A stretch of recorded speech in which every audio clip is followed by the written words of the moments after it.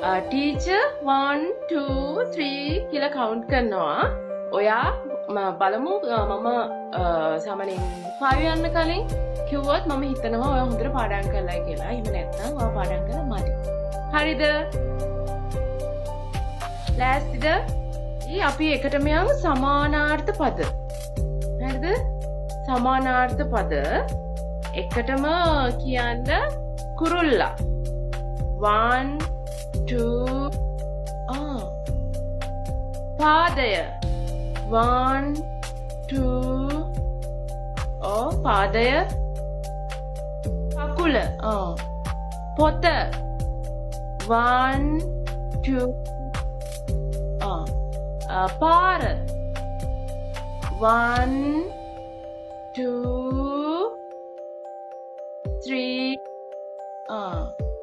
අහස 1 2 ප්‍රසිද්ධ 1 2 ප්‍රකට